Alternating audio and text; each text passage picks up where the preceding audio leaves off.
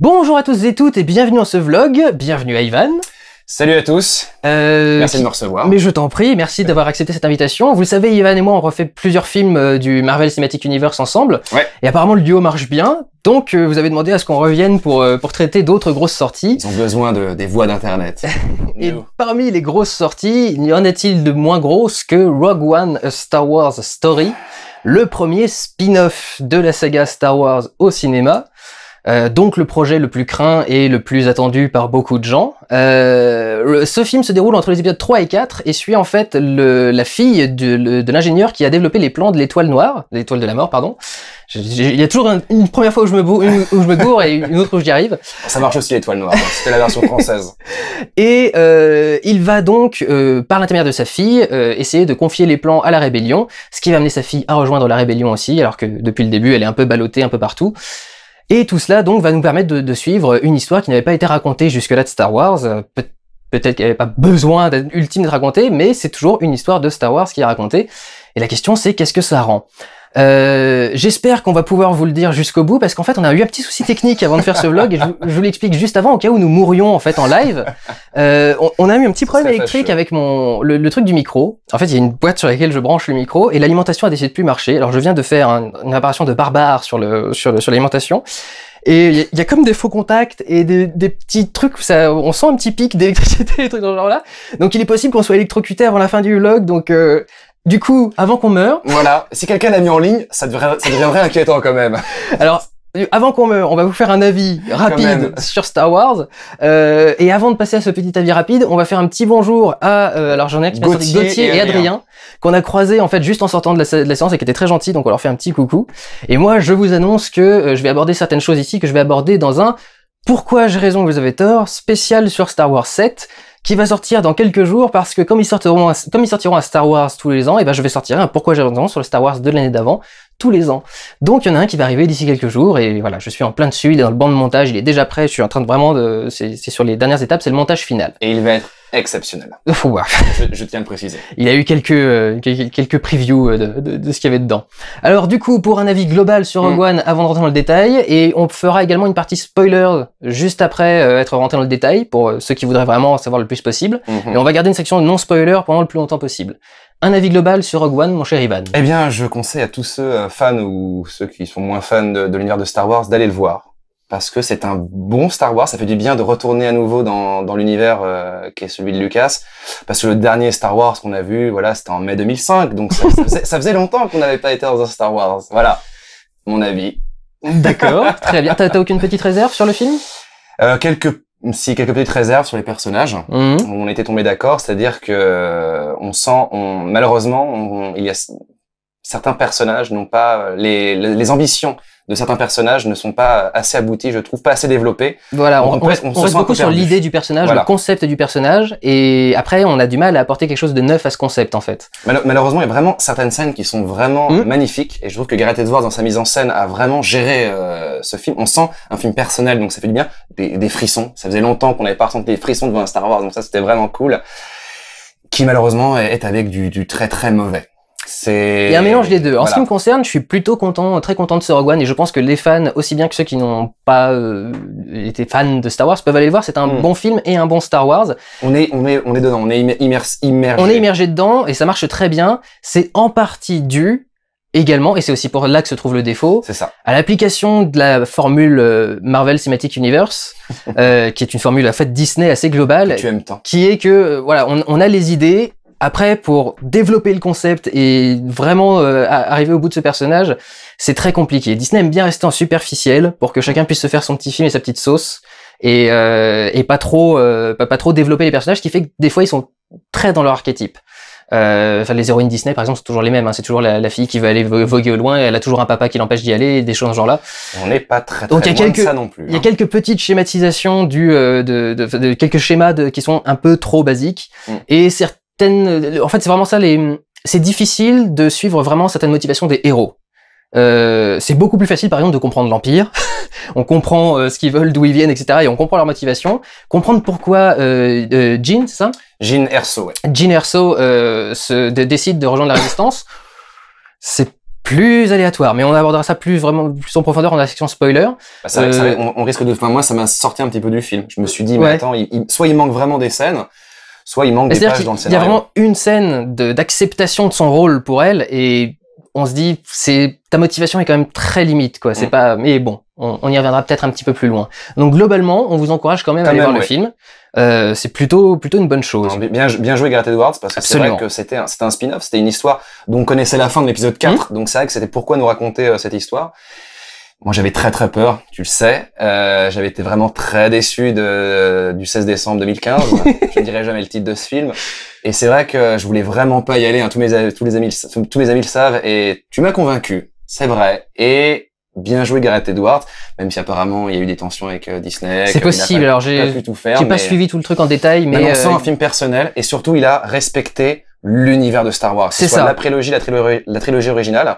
C'est un très bon mélange des deux. C'est ça. Et le film accepte que les deux ont existé et dit pas ça, c'était pas bien. Il accepte les deux. Même, alors c'est un petit détail pour rentrer quand même dedans. On va sur Yavin à un moment, donc la base des rebelles, et si vous regardez bien, le design de la base des rebelles n'est pas celui de la version originale, c'est celui des rééditions que Lucas a fait après. C'est l'espèce des grands temples mayas là, c'est clairement le design des rééditions. Donc il y a, en fait, je crois qu'ils font des films pour les deux. Ils font des films pour les fans des originaux et des films pour les fans de la trilogie. Dur quand on y pense, quand même, d'essayer de toucher tout le monde. Mais c'est ça, c'est une saga qui est tellement énorme. Alors justement, parlons des normes, on va commencer à rentrer dans le détail.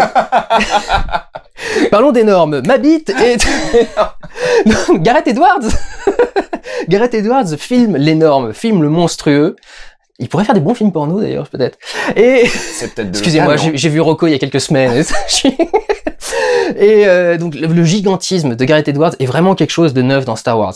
Pour vous donner une idée, il y a un plan tout con sur un Imperial Destroyer, un vaisseau de l'Empire, qui est en train de flotter au-dessus d'une ville dans l'atmosphère d'une planète. Et on n'a jamais vu ça filmé comme ça. C'est-à-dire que Lucas a fait des plans, par exemple dans l'épisode 2 ou l'épisode 3, de grands vaisseaux de la République qui décollent et qui sont ce qui vont devenir plus tard les Imperial Destroyers ou les Star Destroyers. Et quand il fait le plan pour filmer le vaisseau, il fait un plan pour filmer le vaisseau. Il recule, il se met sur un toit de bâtiment, entre guillemets, puisque les décors sont créés et sont complètement artificiels. Et le plan est complètement artificiel, mais il se met sur un toit et il filme le vaisseau qui décolle. Gareth Edwards reste au sol et filme le vaisseau d'un point de vue d'humain, ce qui le rend forcément gigantesque en fait. Et il arrive toujours à trouver les plans comme ça pour faire ressentir le gigantisme. Le premier plan du film, c'est on démarre au-dessus d'une planète avec des très beaux anneaux qui sont autour de la planète, et il y a une façon de les filmer par le bas et surtout de montrer l'ombre des anneaux sur la planète, ce que beaucoup de films oublient de rajouter en fait presque des fois. Et là vraiment il fait en sorte que en plus le soleil tape à un endroit qui fait que l'ombre est pas toute fine et c'est pas juste la fine ombre du truc, il y a un angle de la ceinture d'astéroïdes, donc ça fait une grosse ombre énorme sur la planète. Et ce travail du gigantisme est assez impressionnant. Quand on suit vraiment Vador en train de faire un truc de mal, par exemple, la caméra par exemple est en plongée au-dessus de Vador. Donc vraiment, c'est Vador qui domine tout le monde. Et c'est vraiment la façon de filmer de Gareth Edwards rend vraiment le côté impressionnant ou monstrueux ou imposant de la plupart des choses. Et sa façon de placer la caméra est vraiment incroyable. Les plans, il a un œil. Il a vraiment un œil pour le gigantisme. Les plans au tout début, là, quand on arrive sur la planète, on a des énormes paysages qui sont probablement filmés en IMAX ou un truc dans ce genre-là pour que le cadre soit aussi large. Et on voit cette toute petite navette qui est en train de se promener et d'arriver, de faire des trucs. Et c'est vraiment le sentiment de gigantisme est vraiment très très impressionnant. Mais là où c'est fort sur le gigantisme, justement, c'est que on retrouve ce qu'on n'avait pas eu sur Star Wars 7. Du grandiose. Du grandiose. et on a vraiment l'impression d'être dans un univers gigantesque. Parce que bon là on va sur 8 ou 9, enfin 7, 8 planètes quand même. C'est ça, il y a un univers énorme, mais tout en restant dans la réalisation, enfin la façon de filmer l'étoile de la mort encore, ou les Star Destroyer, les révéler avec l'ombre par exemple. Le révéler un vaisseau avec l'ombre d'autres choses qui est en train de partir du vaisseau et montrer les choses opposées les unes aux autres. Enfin t'as l'impression que t'es sur le fond de l'espace, en fait non, c'est l'ombre qui est au-dessus de l'étoile de la mort. Avec les lumières de la... Ouais, c'est ça. Et là c'est le plan quand on lui a dit tu vas faire un Star Wars, il s'est dit je sais ce que je vais faire. J'ai l'impression qu'il l'avait prévu depuis le début. Exactement. Même la façon que tu m'avais fait remarquer, mais je l'avais pas remarqué, il y a des plans où l'étoile de la mort est à l'envers. C'est génial. Et ça c'est génial parce que dans l'univers de Star Wars, les vaisseaux sont toujours tous dans le même plan. Et tu dis, vous êtes dans l'espace, il y en a un qui pourrait arriver comme ça et un comme ça et un machin, et tu pourrais faire plein de trucs différents. Et là, du coup, cette façon de gérer l'étoile de la mort, de la mettre dans plein de sens, et les plans qu'ils font, vous voyez, on n'avait jamais vu ça, par exemple, un plan sur l'étoile de la mort depuis la planète. Ou peut-être elle est en entier dans le ciel et très très loin. Lui, il fait en sorte qu'elle soit très très grosse à l'horizon, qu'elle soit énorme, qu'elle dépasse, qu'elle soit au-dessus des nuages et tout. Enfin, c'est une lune vraiment dangereuse qui se rapproche. Littéralement une lune qui se rapproche. Lucas pouvait pas faire à l'époque finalement. Il n'avait pas encore les techniques, donc. Tu voulais partir sur quoi juste avant? Les planètes, oui. Ça aussi, c'est un truc qui est cool. On s'était beaucoup plaint avec l'épisode 7. On avait beaucoup parlé entre nous du manque de créativité sur les planètes, quoi. Les planètes, Jakku, c'est Tatooine. Et il y a plein d'autres choses que je vous dirai dans mon Pourquoi J'avais tort. Là, pour le coup, on a 8 ou 9 planètes. 7 ou 8 planètes. On n'arrive même pas à retenir les noms. Il y en a une qu'on a retenue, c'est Jeddah. Vite fait. C'est parce que ça ressemble à Jedi. Voilà. Exactement. On retrouve Yavin. On retrouve Yavin, on le dit à un moment. Ouais, non, mais j'avoue les autres. Alors d'ailleurs, ce qui est vachement intéressant, c'est que grâce à ces planètes, c'est pas juste des nouvelles planètes, c'est que ça augmente un univers. Par exemple, Jeddah, il y a un bâtiment dedans qui est vachement intéressant, qui est celui qui intéresse l'Empire, c'est pour ça qu'il y a un vaisseau dessus. Et c'est vrai que montrer ce bâtiment, c'est vachement intéressant. Il y a une autre planète, je sais plus laquelle c'est, où vous êtes sur un espèce d'énorme, d'énormes prairies, enfin un truc avec du sable. Donc c'est pas une prairie, c'est une prairie, il y a de l'herbe. Une vaste étendue de sable. Et au fond de cette étendue, vous avez des statues géantes d'anciens trucs qui sont enlisés complètement. Et vraiment ça, c'est le truc. On sent que l'univers est vivant. On sent que cet univers est un univers vivant qui regorge de détails, qui regorge de choses, ce qu'on sentait pas dans l'épisode 7 qui est très focalisé sur ces personnages. C'est pour le dire, le côté vivant par exemple, il y a plein de moments où on filme des choses qui sont en principe filmées avec une attention particulière dans Star Wars parce que c'est le vaisseau impérial, c'est le vaisseau machin, c'est la ville, donc faut faire un plan sur la ville, et qui ici sont filmés de façon plus discrète. Genre tu te souviens de ce plan où on est dans le vaisseau impérial juste avant, pendant que l'étoile est déconstruite, et il y a un plan qui s'approche du personnage, et pendant qu'il s'approche, on voit à la fenêtre l'étoile noire, et on a une caméra à épaule qui s'approche tranquillement de la fenêtre, et l'étoile noire pour toute la fenêtre, et c'est dans ce sentiment à la fois de quotidien, parce que caméra épaule, donc on a l'impression que c'est un truc normal et qu'on peut se promener n'importe où, et le truc vraiment à la fenêtre et qui déborde de la fenêtre, donc le gigantisme encore de Gareth Edwards, qui est vraiment, enfin, les images de ce film, moi, m'ont vraiment émerveillé. C'est qu'il reprend des vaisseaux qu'on connaît par cœur, qu'on a déjà vus, mais des milliards de fois, qui sont devenus c'est de la culture geek, enfin maintenant faut le dire. On les connaît et il arrive quand même à te les refaire redécouvrir. Et il arrive à jouer avec la trilogie sans que ce soit tape à l'œil. Il y avait un truc que t'avais pas remarqué, je t'ai fait remarquer quand on a fait une des 7 versions de ce vlog.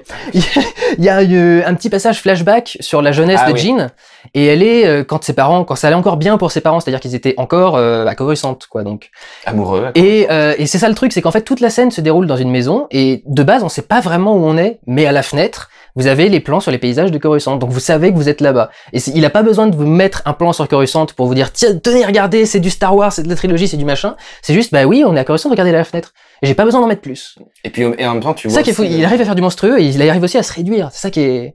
Bah même parce que tu les vois, son père avec les autres personnages, ils sont habillés déjà en impériaux. Et tu te dis, ils sont sur Coruscant, ils sont déjà en impériaux, ce qui fait que l'Empire. C'est déjà quand l'Empire est arrivé. Il est déjà arrivé et il est déjà bien présent. Et surtout, parce que la mise en scène de Gareth Edwards donne ce gigantisme, mais il y a de la politique. Aussi, oui. Il y a de la géopolitique. Et c'est pour ça que Star Wars 7... Le mot Sénat est prononcé, je vous préviens tout de suite, voilà. Si ça vous rend allergique. Attention. Et c'est bête parce que on a de la géopolitique, on a du social, et on a le côté religieux qui revient, parce que il y a une ville dans le film qui est la ville sainte. Ils en parlent comme une ville sainte. C'est ça. Et on découvre pourquoi plus tard. Et là, tu fais, ok, on retrouve, et je pense que c'est pour ça que Lucas a dit à Gareth Edwards, enfin, quand on lui a demandé s'il a aimé le film, il a dit, oui, c'est un bon Star Wars, je pense qu'il s'est dit, enfin, un mec a compris mes ambitions, mon message. Qu'il y avait autre chose dans mon univers que des sabres laser, que des sabres laser et des vaisseaux qui se tirent dessus. Voilà. Donc c'est vrai que la géopolitique reste quand même présente, mais ça reste justement c'est pas envahissant non plus. C'est-à-dire que c'est toujours là, mais c'est juste pour donner un contexte, et c'est le contexte qui donne les enjeux, et c'est pour ça que ce film, on sait déjà comment ça va se finir, mais les enjeux sont ouf, donc on a envie de voir la fin du film, on a envie de voir le truc arriver. Les enjeux sont bien traités parce qu'il y a un contexte politique, et ce contexte politique rend les enjeux forcément importants et foncièrement importants. Donc en soi, c'est un bon spin-off. C'est ça. Moi vraiment, avant de voir le film, je me disais mais pourquoi raconter une histoire dont on connaît la fin? Et finalement, vraiment des belles scènes d'action. Et surtout, oui, il y a du fan service, il y a des petits clins d'œil où le fan puriste va faire ah ouais bah tiens, ça me rappelle machin. Et ce personnage-là, ce voilà, ce truc-là. Mais c'est pas grossier. C'est ça. Et on sent que Gareth Edwards, il a aimé Star Wars, mais il a aimé tout Star Wars, vraiment les univers, les films et tout. Et ça fait du bien. Il y a des trucs subtils. Il y a une créature qui est, donc sans aller dans le détail, dire ce qu'elle fait où elle est, mais qui ressemble énormément à Jabba le Hutt. Et qui est, et c'est intéressant d'essayer de dire, fais-moi une créature qui évoque Jabba le Hutt sans me faire une grosse limace. Ils arrivent à trouver un truc qui permet vraiment de le faire. Et je trouve que là, vraiment, pour le coup, on a des extraterrestres et d'autres aliens, mais de tout en fait, de nouvelles races, de nouvelles cultures, etc., qui sont vraiment recherchées, intéressantes. On sent qu'il y a quelque chose derrière tout ça, qu'il y a un travail, qu'on se demande comment la ville fonctionne, comment machin. C'est pas l'épisode 7 où on balance toute l'animatronique dans une scène et puis c'est bon quoi. Il y a quand même vraiment un travail qui est beaucoup plus intéressant que ça, tout en restant du coup simple et accessible. Sur le travail de la simplicité, moi il y a un truc que je trouve génial, c'est le design de la proto-navette impériale. Au tout début. Au tout début, il y a la navette impériale de Vador, vous savez, et de l'empereur. Et là, il y a une proto-navette, c'est juste des traits droits, quoi. C'est un triangle au milieu avec 2 ailes au-dessus. Enfin, il y a une simplicité qui se dégage du truc et qui, en même temps, donne un truc imposant. La simplicité impose aussi. C'est, tu sais, les monolithes dans 2001, les vaisseaux dans Premier Contact. La simplicité fait un truc impressionnant. Et là, de la mort. Oui, les sur les morts, une grosse boule. Et c'est vrai que là, du coup, ce simple truc tout droit avec juste des traits où j'ai compris ce que t'avais pensé avec grosse boule. Et donc c'est vrai que cette simplicité-là est vachement intéressante et qu'il y a un vrai travail de l'univers qui est développé, qu'il y a des nouveaux personnages, des nouveaux trucs intéressants. Moi, ce qui me fait plaisir, c'est de voir que quand même Disney, bon, on même un nouveau méchant, on y reviendra sur les personnages, mais. Non, c'est qu'ils ont quand même laissé à Gareth Edwards tu sens une certaine liberté. C'est ça. Même si oui, il y a des histoires où il y aurait eu des petits conflits, mais on n'est pas dans le secret des dieux. Il y aura forcément une ou deux scènes où ils vont faire chier parce qu'ils voulaient que ça se passe comme ça et pas comme ça, mais le simple fait qu'il les laissait esthétiquement s'exprimer et créer son truc, créer ses plans et tout, enfin c'est que ça prouverait que J.J. Abrams n'est pas un bon réalisateur. Ben, le problème, vraiment, ce qui, je pense, transparaît de ce film, c'est que Star Wars 7 a été fait dans la précipitation. Et que ce film-là, ils ont eu du temps. Et ça se voit, ils ont eu le temps de tout créer, ils ont eu le temps de tout faire. Alors Star Wars 7, ils se sont dit, bon, bah, faudrait qu'on fasse ça, mais on n'a pas le temps, alors on va essayer de tout faire en un coup, et puis tout machin. Ça sent que Star Wars 7, c'était pas bien préparé. Et, à vrai dire, j'aurais préféré que ce soit l'inverse. J'aurais préféré que le spin-off soit pas bien préparé et que le Star Wars 7 arrive plus tard et bien préparé. Oui. Parce que le spin-off, on peut l'oublier. Enfin, si on n'a pas envie de le voir, on le regarde pas. Il est pas essentiel, alors que, bon, tu me diras, on n'est pas obligé de continuer la saga si on n'a pas envie de continuer la saga, mais. Il y a bien des gens qui sautent l'épisode 2, donc ils refont les trilogies, des trucs dans le genre. Ne zappez pas l'épisode 2. Tu sais, il y a des gens qui se créent leurs propres ordres d'épisodes. Tu regardes d'abord le 4, ensuite le machin, ensuite le bidule, et tu fais il y a des gros mélanges qui ont été faits, donc il y a toujours possibilité de zapper un film si on a du mal. Mais ce qui est encore mieux, c'est qu'ils fassent des efforts. Et là, vraiment, c'est un film où on sent qu'il y a des efforts. On va parler des méchants en premier, superficiellement, parce que les gentils, c'est ce qui va nous occuper le plus longtemps, parce que c'est ce qui souffre le plus de développement. Alors on a parlé de Vador tout à l'heure, donc on sait qu'il revient. En soi, je n'ai absolument rien à dire. La mise en scène, les dialogues, la présentation des personnages, et moi, ce qui me faisait peur, c'est ce qui s'est passé avec Star Wars 7, c'est qu'on sentait clairement que ceux qui avaient aimé la prélogie, on s'était vous avez aimé la prélogie, vous avez tort, il y a que la trilogie originale qui compte. Moi, ce qui me faisait peur, c'était on a un Dark Vador qui ne sait pas encore qu'il a un fils, il ignore tout. C'est clairement ce jeune homme qu'il a été complètement paumé, vide, qui ne croit en rien et qui ne fait qu'obéir aveuglément à l'empereur et à cet empire. Qui essaye de se trouver en tout cas, tout en obéissant. Et moi je me suis dit, j'espère qu'ils vont pas nous montrer un Dark Vador au pouvoir surpuissant, qui a des pouvoirs limites qui va nous faire des éclairs. Enfin, je m'étais imaginé tellement de choses. Et je suis donc très rassuré parce qu'on a un Vador vide, mais c'est pas péjoratif. Il est clairement là, on me donne des ordres, j'obéis, je suis là pour faire le grand sorcier qui fait un peu peur. La scène de présentation. Il reste simple dans son traitement de Vador, en fait. Impressionnant, mais simple. Encore une fois, c'est le grand sorcier que c'est ce que je disais dans l'épisode 4, arrêtez de jouer les grands sorciers, c'est un Vador avec votre cape.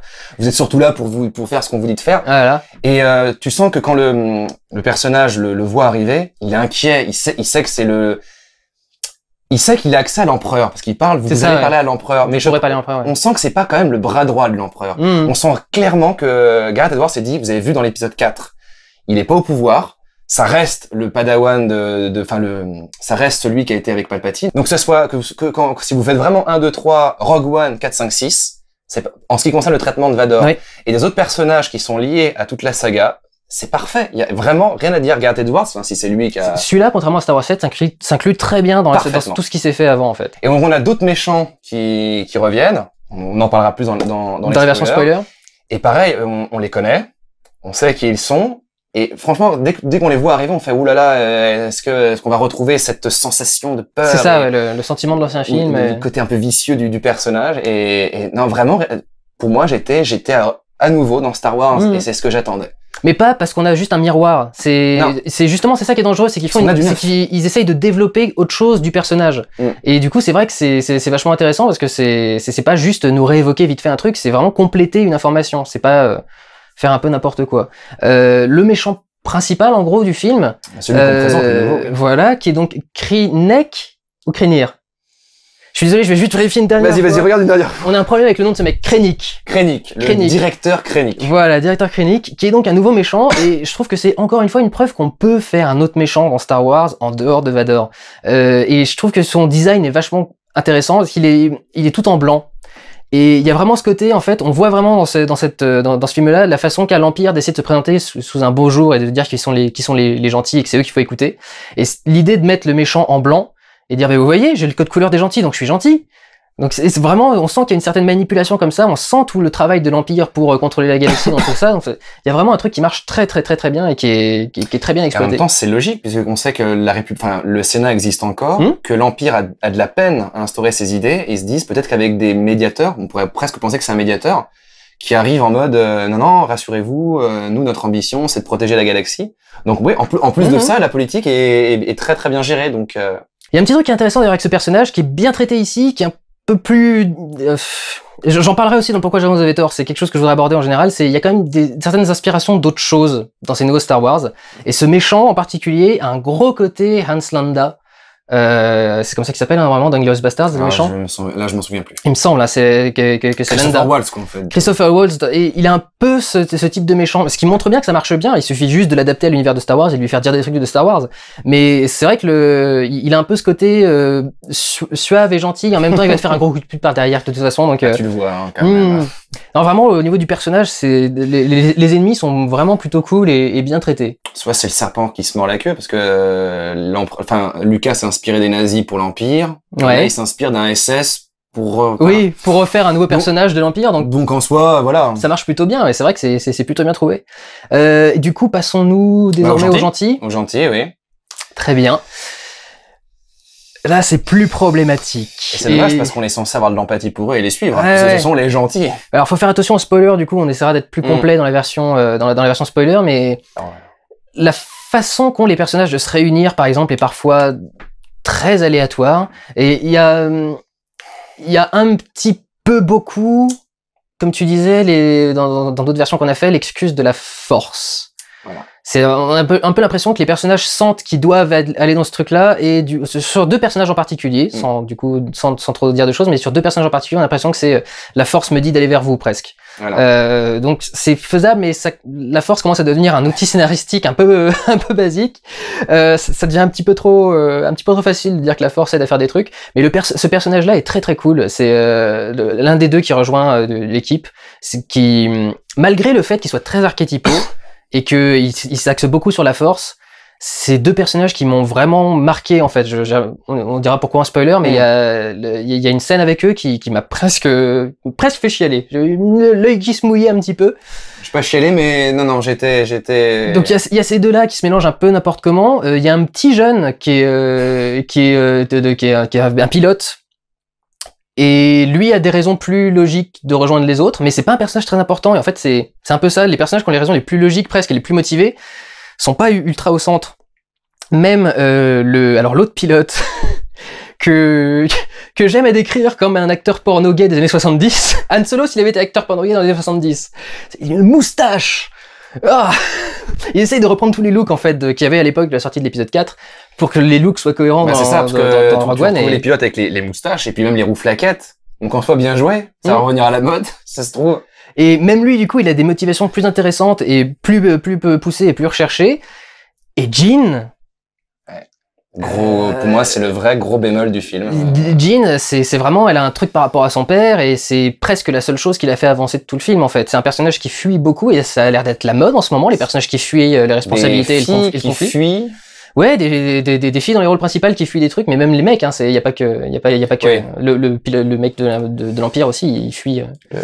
Ah oui, remarque, oui. Et donc, du coup, c'est vrai qu'il y a certaines répétitions de personnages qui sont énervantes et les motivations sont un peu manquantes quand même, c'est un peu ténu comme fil pour essayer de nous porter cette héroïne.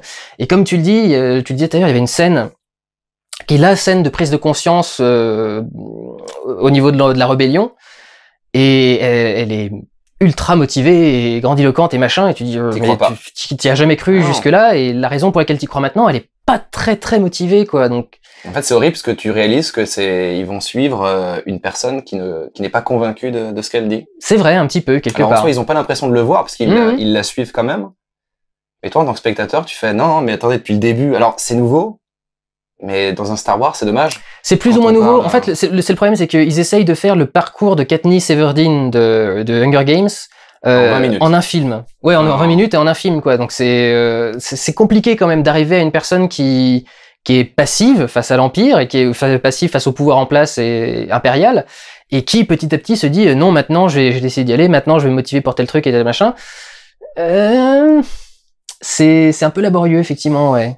Bah, c'est dommage parce que ce serait un personnage secondaire à la rigueur, où on suivrait l'autre pilote. Tu fais, ok, oui, là je comprends. Mais c'est le personnage principal. On est à deux doigts d'être pour l'Empire, quoi. Enfin, on n'est pas pour eux parce que ça reste. Ils sont plus faciles à comprendre. Voilà. C'est que elle, des fois, on comprend pas trop ce qui la motive à prendre certaines décisions. C'est pas incompréhensible, mais c'est superficiel. C'est-à-dire qu'on a compris l'élément qui l'a poussé à se décider, mais la réflexion est pas très présente. Et pire que ça, c'est que c'est même pas symbolique en plus. Et la modification vient d'un coup. Pourquoi? Parce qu'on je pense à pourquoi j'ai raison sur Star Wars, où on dit que Star Wars est joué avec beaucoup de symboles et que limite toutes les histoires sont symboliques. Et là, ce qui pouvait excuser justement certains trous dans la prélogie ou dans la trilogie originale, où entre guillemets tu te dis dans ta tête, ouais, c'est symbolique, c'est beau, c'est. Là, c'est pas symbolique justement. Il y a pas de symbole. On ne joue pas avec le symbole. On a plus l'impression que c'est. Il y a une passation de combat quelque part, mais. Ouais, mais elle est pas noble alors. Pas très. Elle est pas noble dans un Star Wars. Disons que le problème, c'est que dans Star Wars, les pères, ça a déjà beaucoup été traité. C'est ça. Et il fait pas bon être papa dans Star Wars quand même. Et c'est un peu une condamnation à mort dès que tu deviens papa, en fait. Et c'est vrai que il y a pas grand chose on a eu des relations tellement complexes dans Star Wars entre les pères et les fils, que là, du coup, la relation entre le père et sa fille, elle est. C'est là que tu sens que c'est pas neuf. Si poussé que ça, ouais. Ah bah non, c'est sûr que c'est pas neuf. Voilà, c'est ça. En même temps, c'est un spin-off d'une saga qui est sortie en 77, le premier truc. C'est dommage de dire que bah tiens, on va encore suivre un personnage qui a. C'est ça qui est dommage. C'est le seul petit bémol du répétition. C'est que tout le contenu du film est super cool, mais malheureusement, les personnages qui nous amènent dans ce film sont pas les plus passionnants du monde, effectivement. On a vraiment du très très bon dans la mise en scène, dans la musique. La musique, et j'ai beaucoup aimé la musique de Giacchino, je crois qu'on dit normalement. Avant, je disais Giacchino, mais je crois que c'est Giacchino, en fait. Elle reste plus en tête, déjà. Elle reste un peu plus en tête. Je serais pas capable de vous siffler un truc parce que on vient de voir le film et on en a pas mal parlé, oui, parce qu'on a fait quelques essais avant que ça tienne. Non, mais surtout parce que le thème de Rey, on pourrait le rechanter aujourd'hui. Mais il est pas grandiose. Il est pas compliqué, il y a trois mais il y a 3 notes. Alors que celui-là, littéralement, le thème de Rey, c'est la note du mec qui se fait chier. Poum, poulouloum. Tu veux dire nous pendant le film, en fait. Un petit peu, ouais. Pendant Star Wars 7, pas pendant Rogue One. Ouais.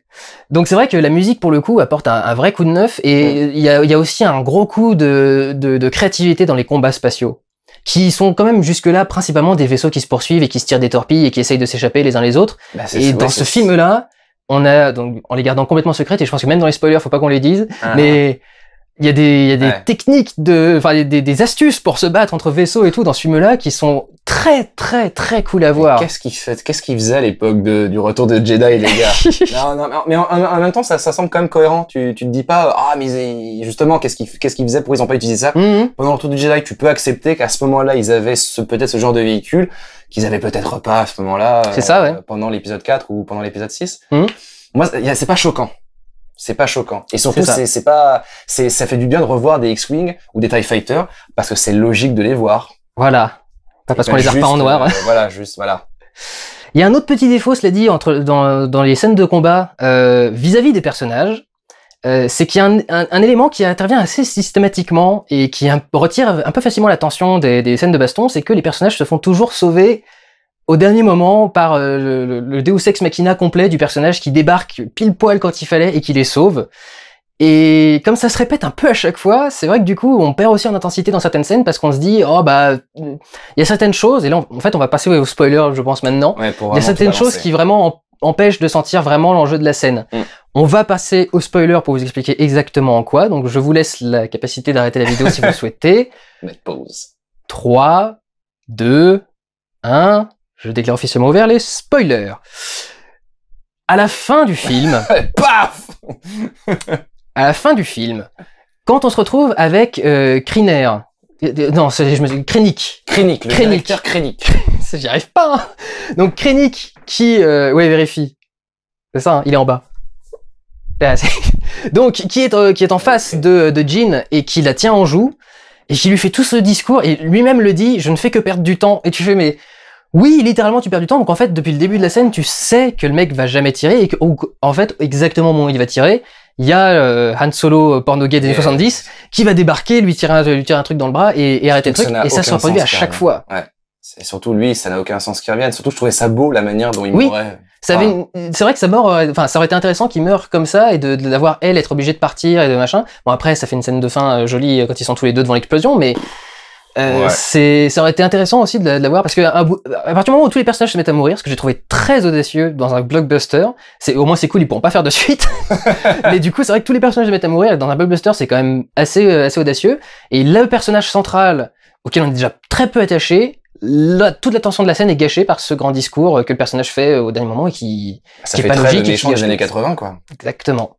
Ça fait très mauvaise technique et c'est pas. Et j'ai pas envie qu'on me dise ah mais c'est parce que c'est les Star Wars de la trilogie originale, on faisait comme ça à l'époque. Tu fais bah non justement. Non justement ils avaient des façons de procéder qui étaient beaucoup plus intéressantes dans Star Wars et ils continuaient à se battre pendant qu'ils parlaient des trucs dans ce genre-là, donc c'était toujours. Même le seul moment où t'as un grand méchant qui fait un discours, c'est Palpatine et à la rigueur il voit l'autre, enfin Luke qui est par terre en train de griller, donc il a le temps de parler.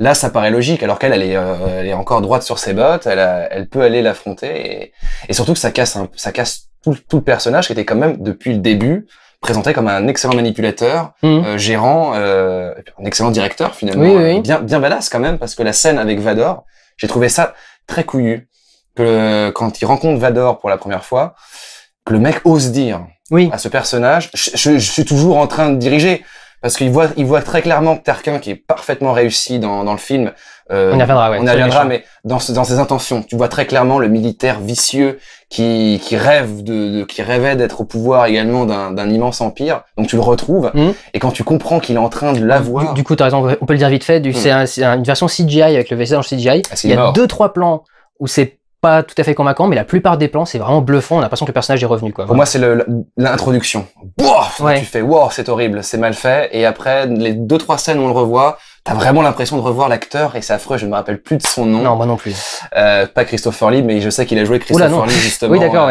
Non, ils avaient joué ensemble dans les mêmes films. C'est pour ça que Lucas était très content de prendre Christopher Lee dans la prélogie pour faire l'effet miroir. Ça collait, du coup, avec cet acteur. Et en soi, donc tu vois le directeur Krenner qui dit à Vador, je suis toujours en train de diriger. Et tu te dis, ah ouais, le mec dit quand même à Vador... Alors tu vois, justement, c'est marrant, mais sur ce truc-là, il y a eu une réplique de Vador que j'ai pas trouvé forcément bienvenue. Quand il dit, ne vous étouffez pas avec votre ambition. Et... je sais pas, venant de Vador, ça me paraît pas... Ça, mais si, parce que c'est rappelle-toi que le personnage... Oui, mais il fait une petite blague sur le fait qu'il est en train de l'étrangler. Enfin, je sais pas, pour moi, c'est pas très Vador, le fait de faire une petite blague. Ça, c'est un truc qui revient de temps en temps, Si. Rappelle-toi dans l'épisode 5, quand il tue le mec, et Apology Accepted. Apology Accepted, mais c'est pas le même impact que de faire une petite blague en faisant t'étouffe pas sur ton ambition parce que je suis en train de t'étrangler. Enfin, je sais pas, il y a un truc qui me... Tu sens la méchanceté quand il butte un mec et qui dit excuse acceptée après qu'il soit mort, mais quand il est juste en train de regarder le mec, de l'étouffer vite fait parce que le mec a osé lui répondre un truc, et qu'ensuite il lui dit vous étouffez pas, j'étais pas à fond sur cette réplique, juste cette petite réplique, mais c'est vrai qu'il y a ce petit défaut de l'écriture à la Marvel, où ils aiment bien du coup garder les spectateurs divertis régulièrement, et ça aussi c'est un truc qui peut empêcher les scènes de baston avec les héros de fonctionner, c'est qu'il y a des passages où ils font des petites blagues au plein milieu du combat et ça passe pas très bien, il y a des trucs qui cassent, genre le personnage, le pied typiquement, voilà, c'est alors ce personnage qui s'appelle, il a un nom ultra compliqué, je vérifie. Vas-y, regarde. Chirrut Imwe en principe. C'est un personnage asiatique et il se bat avec un bâton. Il est aveugle et à un moment il prend son bâton, il le pose sur le pied d'un Stormtrooper et il fait il y a quelque chose qui va pas avec votre pied. Il lui fait un gros coup et ça fait un peu Enfin, qu'est-ce que ça vient foutre là au milieu de cette baston? Et tu sors de la baston. J'ai dit à 2 secondes que les gens continuaient à discuter au milieu de la baston. Ils faisaient pas des vannes au milieu de la baston. C'est pas la même chose. Donc c'est vraiment un petit traitement comme ça dans l'écriture de base de Marvel. Ça le rend badass, mais en fait non. Pas dans un univers comme celui de Star Wars. Surtout que les Stormtroopers, même s'ils ont toujours été un peu pas ridicules, ce serait très fort, mais trop fort, je veux dire, mais on s'est toujours un peu moqué quand même des Stormtroopers. Oui, un peu, ouais. Et là, surtout là, les Stormtroopers sont quand même très bien gérés, je trouve. Ils sont bons, au moins cette fois-ci, ça visait un peu plus. Bah, ça fait une armée. Ouais, c'est ça. Ça fait clairement une armée. Et d'un seul coup, cette scène, tu fais, ah ouais, donc ils sont toujours aussi ridicules, les Stormtroopers. C'est dommage. La blague qui est drôle, c'est quand ils mettent les masques sur les gens, pour les amener dans le QG de Saw Gerrera. Oui. Et l'autre, il fait, vous êtes fous, je suis sourd. Vous êtes sérieux, je suis aveugle. Ça, tu fais, ok, mais surtout qu'on est vraiment plus dans une phase de baston. Là, ça y est, on est dans un moment où on peut se permettre une petite blague, justement. Voilà. Du coup, on est un peu dans les dialogues là, on pourrait peut-être revenir au passage de Rey devant les rebelles, parce que c'est ça le truc. De Rey, pardon, de Jean. Parce que la scène de la c'est la scène où on en a parlé tout à l'heure dans la version non spoiler, et c'est ça le truc, c'est sa seule motivation, c'est que son papa lui a dit de rejoindre la résistance. C'est ça, son papa. Et en plus elle l'appelle papa en version originale, donc c'est ce que les Américains utilisent très peu, ils utilisent pas papa, c'est dad ou daddy. Et quand tu dis papa, il y a vraiment un lien. Tu sens qu'elle a envie de faire pour lui, mais pas pour elle. C'est ça. Et c'est pour ça que c'est faux, ça sonne faux quand elle fait son discours devant tout le monde, alors que les autres tout autour, c'est clairement des rebelles qui sont là pour affronter l'Empire. C'est ça. Et eux, ils ont toujours cru, alors qu'elle, vraiment, depuis le début, quand on lui parle de l'Empire, elle dit je m'en fous, je regarde pas, et puis c'est bon, quoi. Donc clairement, on sent que ce que fait l'Empire n'est pas vraiment un truc qui la dérange. Au pire, ce qui la dérange, c'est qu'ils ont tué son papa. Après, vraiment ça. Ce que son père fait est beau, en soi. Ce que son père fait est beau. C'est quand même grâce à lui que l'étoile de la mort a ses... Oui, à cette faille. Oui. En soi, ils ont quand même réussi à nous rendre crédibles. Ils ont réussi à justifier ce défaut énorme. C'est quand même... Pendant le film, je me suis dit, waouh! Ah oui, donc en fait, c'est logique d'avoir un trou qui va jusqu'en bas. Il y a un mec qui a créé un trou qui va jusqu'en bas. Ok, bien joué. Mais en fait, on n'y croit pas une seconde. Alors, est-ce que c'est un miroir inversé par rapport à tous les discours qu'on a eu dans la prélogie, la trilogie originale, je vais y arriver, où on a des discours guerriers et magnifiques sur le fait de se battre. Mais dans un Star Wars, ça n'a rien à y faire. C'est ça qui est dommage, parce que ça s'appelle Star Wars, et c'est un personnage qu'on est censé suivre, on est censé avoir de l'empathie, et je suis désolé, clairement, quand ils meurent tous à la fin, je m'en fiche. Là, dis bien je m'en fiche. Pour le coup, tu t'en fichais de Jean et moi aussi un petit peu, hein, mais je vais revenir, je peux maintenant expliquer pourquoi est-ce que Chimut, merde. Yip Man. Chirrut Imwe, j'ai mis le M de Imwe. Chirrut et son pote ont une relation vachement intéressante. En fait, le mec est à fond sur la force, et on sent un peu que c'est le personnage pour dire illuminé. Oui, la force, c'est machin, vous aussi vous aimez la force c'est mystique et tout ça. Ouais. Moi, j'étais pas contre. J'aimais bien la façon qu'il avait de faire le truc, et j'aimais bien la façon de présenter le truc où il répète un mantra constamment, un truc dans ce genre-là. Et j'aime bien l'idée de dire que c'est pas forcément un mec qui sent la force, vraiment, mais qui a une affinité avec elle, c'est pas un Jedi, mais il a une affinité avec la force. Et ce qui m'a fait presque pleurer, c'est juste la scène où son pote lui dit adieu. Et où on sait, en fait, depuis le début du film, que ça fait des années qu'ils se connaissent, et ça fait des années que son pote le croit pas, et qu'il croit pas à son délire de la force, et qu'il trouve qu'il est con, etc. Et de voir son pote qui le tient quand il est en train de mourir, et quand il est en train de mourir, lui dit oui, d'accord, la force, machin, qui lui dit qu'il avoue que ça existe et qu'il avoue que machin. Je trouvais que c'était tellement beau comme scène. J'étais vachement ému. Alors que c'est des personnages secondaires et qui sont pas forcément mieux présentés que les autres. Parce que les personnages en général ont ce défaut, c'est que ce sont des personnages concept. Ils doivent être la fille orpheline parce que son papa a été enlevé ou un truc dans ce genre-là, et qui du coup veut s'attacher presque à personne, le mec qui fait un peu tout pour la rébellion, peut parfois aller un peu trop loin, le droïde un peu rigolo qui pour le coup est très cool, très bien fait. J'aime bien celui-là, j'aime bien ce K2.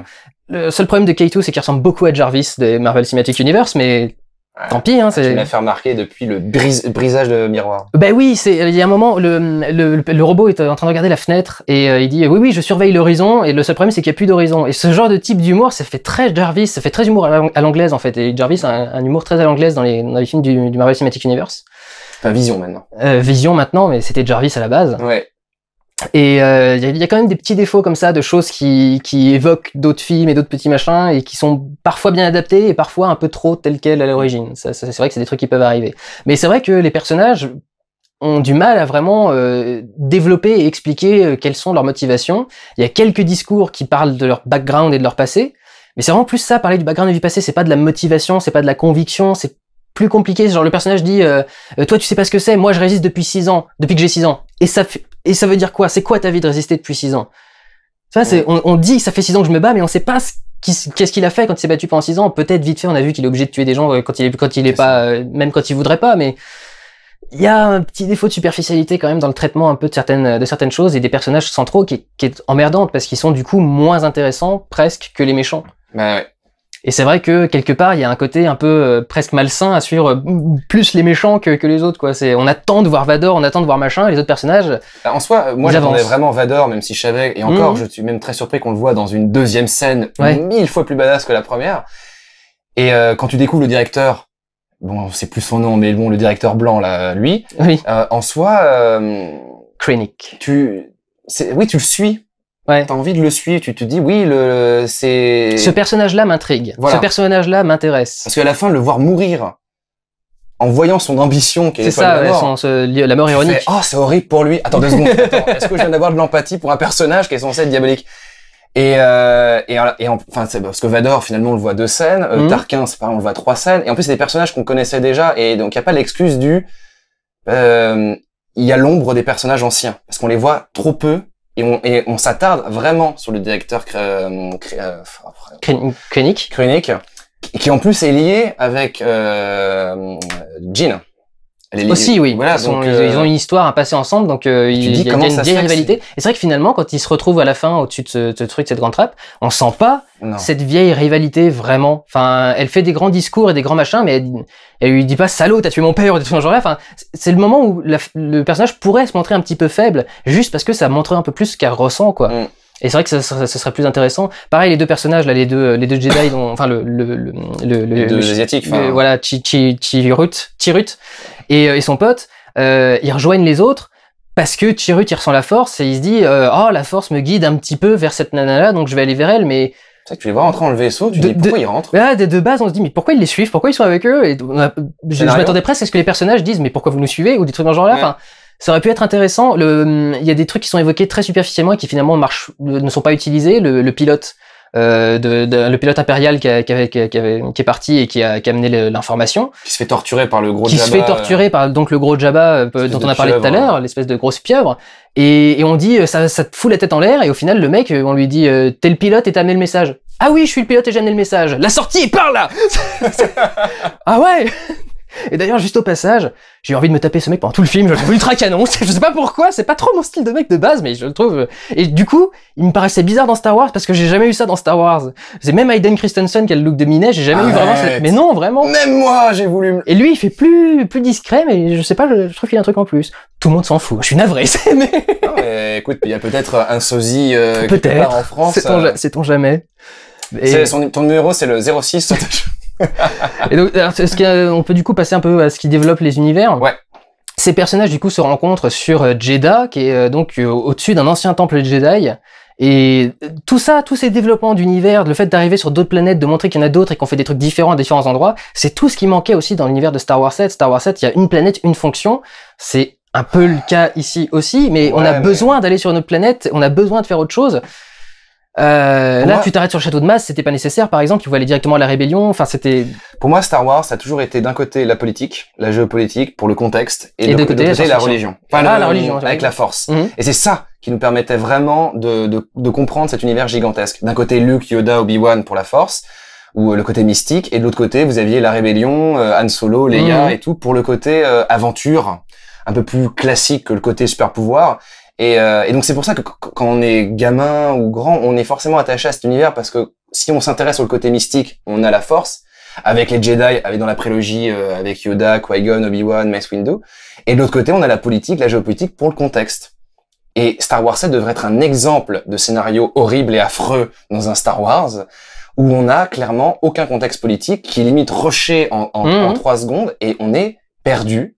Et dans un Star Wars, on ne doit pas être perdu. On est spectateur, on n'est pas ceux qui vivons les aventures, justement, parce qu'on doit s'attacher à des personnages. Ouais. Et c'est là où, pour moi, Lucas, quand il a dit, il a dit, quand je peux mourir maintenant, ça y est, oui, Gareth Edwards a dit, je peux mourir heureux parce que Lucas a aimé mon film. Et je pense que Lucas s'est dit, oui, il y a peut-être des défauts, peut-être qu'il a vu ce que nous on a vu ou d'autres choses, j'en sais rien, mais il a dit, voilà, il a compris mon message. Tu me permets juste de dire ceci. Je t'en prie, vas-y. C'est par rapport à l'épisode 3, parce que t'en parlais, qui est pour moi le meilleur des 8 films Star Wars, de tous les Star Wars qui sont sortis. Beaucoup de personnes disaient... Pour l'épisode 3, oui, je suis... L'épisode 3, la revanche des Sith. Tout le monde disait, ouais, Hayden Christensen, il joue mal. On a toujours dit qu'il jouait mal, qu'il surjouait, qu'il n'était pas à fond, mais... C'est aussi la direction de Lucas, hein. Il y a ça qui joue, mais pour moi, enfin, quand tu vois le moment où, alors déjà, il passe pas trop vite du côté obscur, parce que dans l'épisode 2, il est déjà passé. Moi, ce que j'ai toujours voulu rêver, je sais qu'il y a plein de gens qui vont voir cette vidéo, donc je gagne du temps par rapport à mes potes.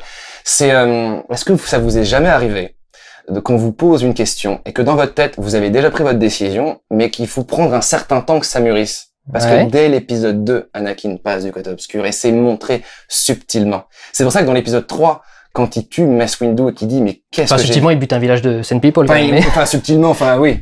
Mais c'est déjà amené et lui-même Anakin sait qu'il est complètement paumé et perdu, qu'il ose le dire à personne et ça se ressent parce qu'il a confiance. Enfin, tu sens qu'il a confiance en personne et ça se voit dans les jeux.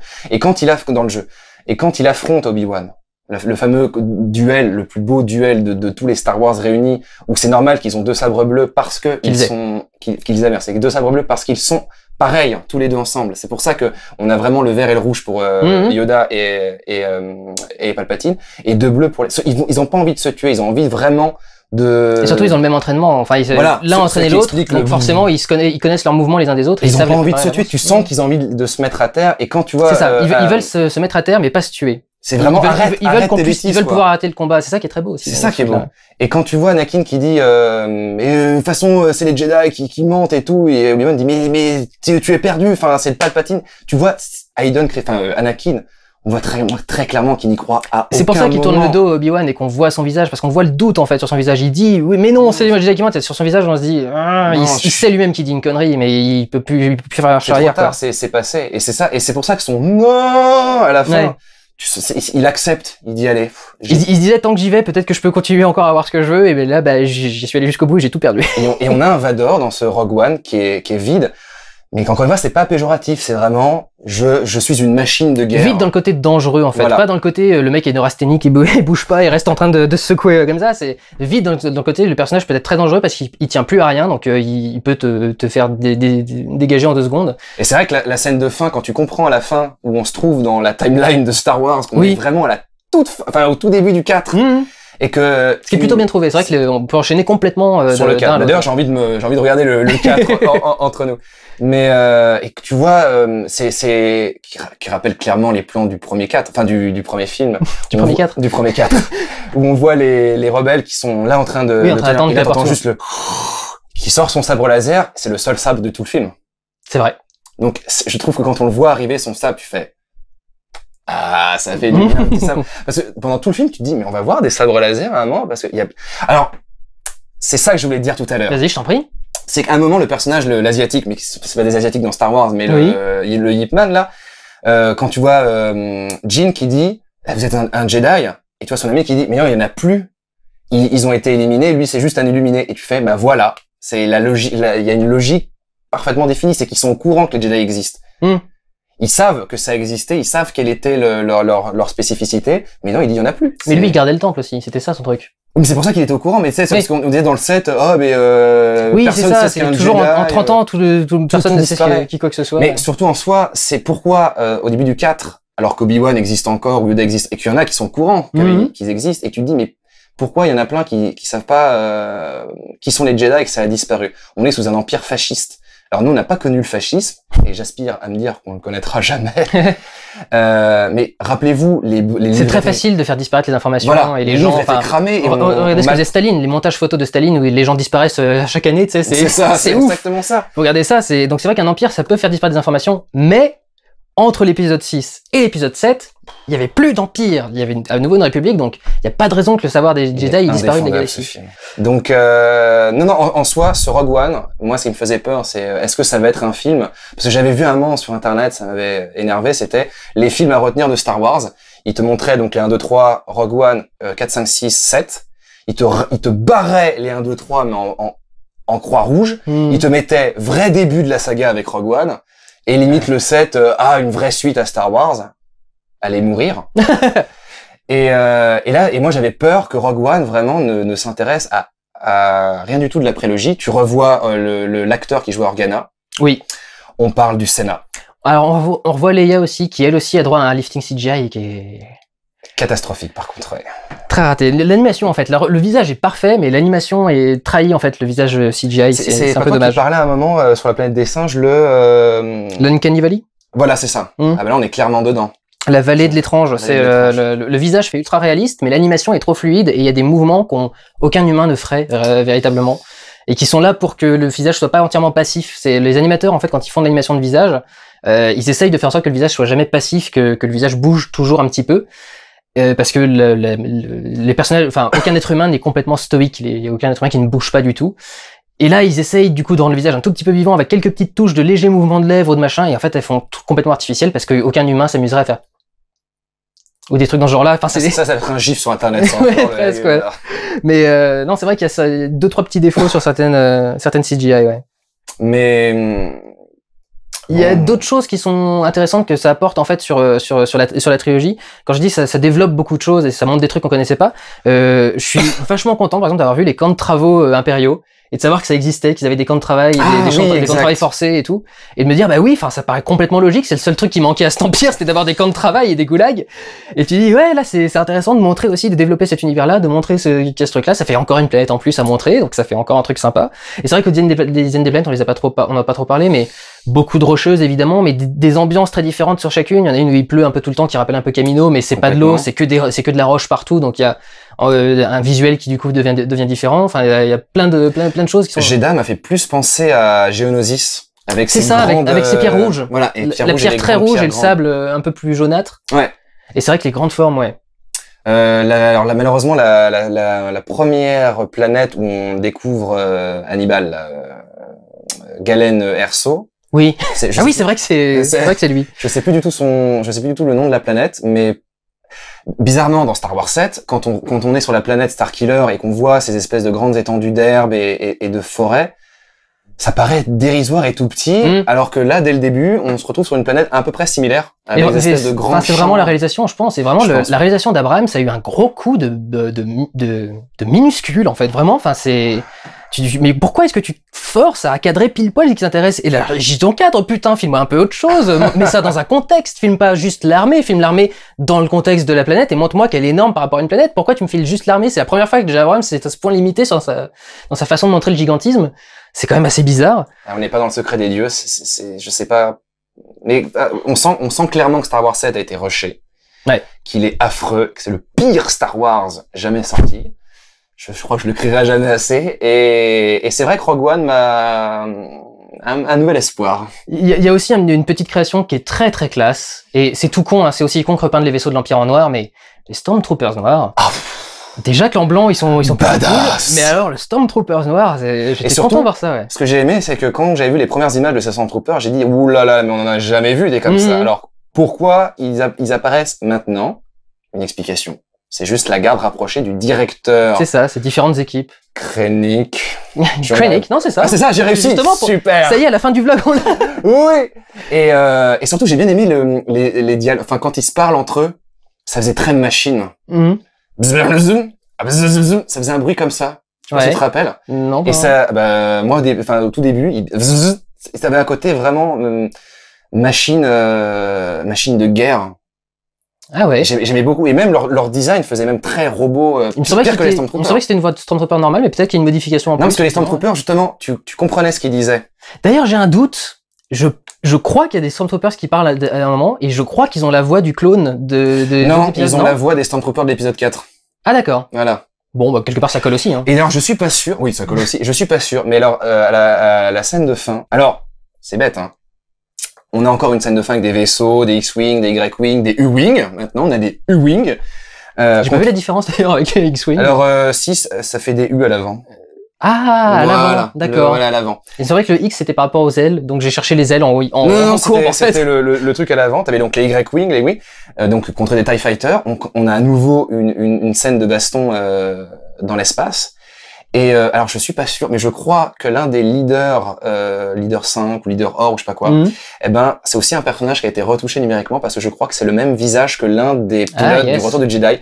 dans les commentaires pour ceux qui l'auront vu. Et à un moment, je me suis dit, mais attends, je crois que ce visage, parce qu'à un moment, il s'attarde vachement sur lui.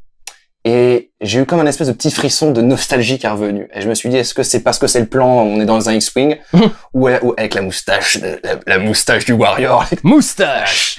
Et, mais cette scène-là, Rogue One, Moustache Story.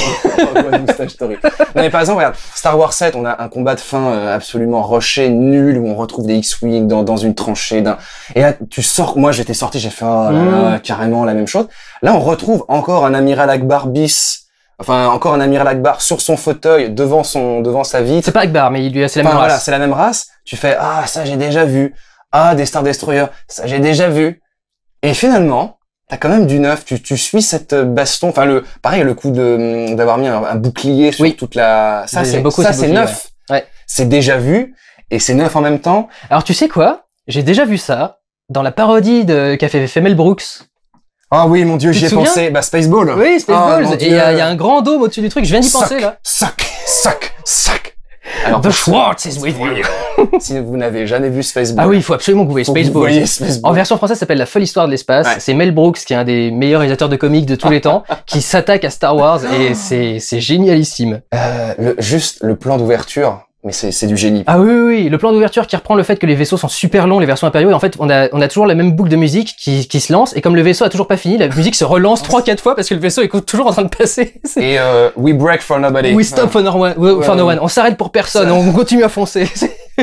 C'est génial, vous devez absolument voir Spaceballs. Ah là là, et I can't believe these things. Alors d'ailleurs, ça nous permet vite fait, parce qu'on vient de parler complètement par hasard, mais on parle d'introduction de film et ça peut nous permettre de montrer quelque chose qu'on été modifié par rapport à Star Wars. C'est intéressant, par exemple, de ne pas avoir le panneau Star Wars déroulant. On a le panneau Long Time Ago, enfin, il y a longtemps d'une galaxie très lointaine, mais c'est vrai qu'il n'y a pas le logo Star Wars. L'histoire démarre d'abord et il y a une petite scène d'introduction, du coup, un acteur. Ouais, c'est ça, avant le titre. Voilà, et le titre apparaît. Alors, sur le titre, j'ai juste un petit souci, c'est que on dirait un titre que je fais moi, en fait, pour mes Pourquoi Jason avait tort. C'est-à-dire que le titre Rogue One est écrit avec la même police que Star Wars, mais comme il est en une ligne, et de loin, la ligne est toute petite, donc ça fait un peu ridicule le Rogue One qui s'éloigne dans l'espace, même en 3D. Alors d'ailleurs, au niveau de la 3D, je sais pas pour toi, mais alors plat. Ah, plat. Ah oui. Complètement plat. Ah, on l'a vu en 3D. Mais oui, on l'a vu en 3D. Exactement, ça vient de revenir, mais c'est oui, on avait des lunettes 3D pendant le film. Ah ouais. Aucune profondeur. Et alors juste, la musique est géniale, mais le petit thème qu'ils mettent sur le titre, on a l'impression que le mec il est arrivé. Faut que tu fasses un truc. Pom. Voilà. C'est juste dommage quoi sur ce petit détail qui fait machin. Mais sinon, c'est vrai qu'il y a beaucoup de choses de la présentation et de la narration de Star Wars qui changent. Les flashbacks qu'on avait quand même très peu. Même celui de Rey, c'est plus ou moins justifié par quelque chose dont je vais parler dans le Pourquoi Jason avait tort.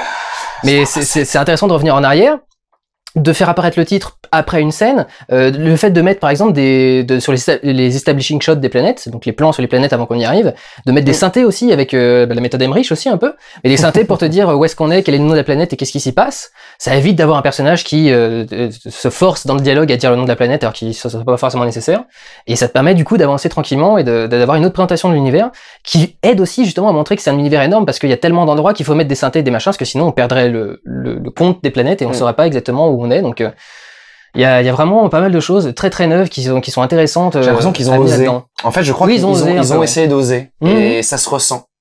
Ils ont osé et ils ont dosé. Et c'est ça qui est bien, c'est que elle est placée. J'aime bien faire des petites Non mais ça se ressent. Moi, j'avoue, malheureusement, je suis quand même un petit peu sorti du film de temps en temps. Mais pareil. Voilà. Et souvent, justement, quand les personnages se mettent à discuter, parce que ils discutent et je sais qu'ils ont pas d'enjeu, enfin qu'ils ont pas de motivation réelle, et je me fous de ce qu'ils racontent parce que je sais que c'est du remplissage. C'est pour dire je suis ce personnage. Et c'est tout. Enfin, c'est pas qui je suis, c'est je suis ce personnage, ce modèle de personnage qui fait ça dans les films. En fait, c'est pour ça qu'on est triste quand le robot meurt, parce que comme le robot est programmé pour être comme ça. Et c'est un des seuls qui est vraiment originaux, en fait. Bah, c'est ça. C'est une espèce de Star Wars, de C3PO connard. Et c'est vachement, oui, mais complètement, oui. Parce que R2D2 a un côté petit con, BB-8 a un côté petit garçon un peu énervant, mais là, vraiment, on a un connard. Et c'est bien, oui. Et c'est vachement intéressant d'avoir ce modèle de droïde. On a quand même un petit caméo d'R2D2 et C3PO discret. Mais on les retrouve. Non mais c'est bien, ils sont discrets, ils sont de dos, ils sont dans le flou, on fait pas le point sur eux, enfin c'est un caméo qu'on doit en faire, un caméo discret. Tu l'inclus dedans pour qu'on sache qu'on est bien dans Star Wars, et puis que ça nous amène que forcément Leia doit être dans le coin si eux sont dans le coin. Mais oui, c'est vrai. Mais du coup, c'est pas in your face, et on ne fait pas une scène entière avec R2D2 et machin qui parle avec le nouveau droïde, Et qu'aurait un bras rouge pour vendre un comics. Ah ouais, pour te raconter un peu de backstory. Ça aussi, c'est un des problèmes de tout ça. Par contre, caméo inutile, c'est d'avoir remis le mec avec son groin et face de fesse là. Oui. Que Obi-Wan qui agresse Luke. Mais pareil, tu vois, il reste pas trop dessus. Oui, ça passe vite fait. Ils sont en train de marcher, mais non, reste, va-t'en. Ils s'apesantent pas dessus, donc ça va, ça reste. Pareil, à un moment, on voit un droïde, enfin comme un droïde de protocole, mais qui a une tête de mouche là, plus allongée. On le voit pareil. On les voyait beaucoup dans les prélogies. Dans la trilogie originale. On sent clairement que c'est encore fait plus pour les fans de la trilogie originale, mais de voir Dark Vador parler du scénar, de revoir Organa le film n'est pas fait que pour les fans de la trilogie originale. Et c'est ça qui est bien aussi, c'est on admet quand même que Star Wars c'est pas que ce qui a plu aux gens, c'est aussi Star Wars, c'est autre chose, une entité qui est consciente d'elle-même, enfin qui est presque vivante d'elle-même. Star Wars, les vrais mythes sont vivants d'eux-mêmes. Et il y a un moment faut reprendre tous les aspects, pas que ceux qui t'arrangent quoi. Alors encore une belle transition, mais pour terminer, on va parler de la fin du film. C'est juste un dernier petit détail, j'ai trouvé personnellement, alors toi ça avait l'air de moins te déranger, mais moi je trouve que la fin était ultra brusque. C'est logique parce qu'on enchaîne sur l'épisode 4 directement et que tous nos personnages sont morts, mais j'ai trouvé ça, en fait j'aurais trouvé que ça aurait été plus beau presque de finir sur l'explosion et sur les personnages qui meurent pendant l'explosion, de pas montrer qu'on va enchaîner sur Leia qui se fait poursuivre avec Vador. J'ai envie de te dire oui, mais en même temps non, parce qu'on a un début immédiat stress et une fin immédiat stress, et je trouve que ça se mais justement c'est la fin du personnage, donc ça aurait pu être la fin du film aussi, tu sais, ça aurait pu être mais l'aventure continue. J'aurais bien aimé. Mais l'aventure continue, c'est Star Wars. Mais du coup, alors il y a vraiment un cut, on a le plan sur Leia, il y en a qu'un sur elle, on a le plan sur elle, elle se retourne, elle dit ils nous ont donné un nouvel espoir, le vaisseau s'en va et pof, fin. Et tu fais mais juste avant t'as Vador qui marche. Oui. Et là, que ça cape, alors qu'on est dans l'espace et qu'il n'y a pas de vent, c'est pas grave, parce qu'il y a des bruits dans Star Wars, dans l'espace. Et il est avec son sabre, et tu sens toute l'émotion dans le casque. Genre, je vais les buter. Je vais tous me les pourrir. Je vais tous les faire. Bien, donc je pense qu'on a fait le tour. Voilà. Et on n'est pas mort électrocuté, donc c'est bien, on a réussi à survivre. Donc, grosso modo, on vous encourage quand même pas mal à aller voir Rogue One. Il y a un petit espoir pour ceux, Voilà, on a des petits bémols à reprocher par-ci par-là. Le film n'est pas parfait, mais c'est clairement un projet bien plus respectable que l'épisode 7.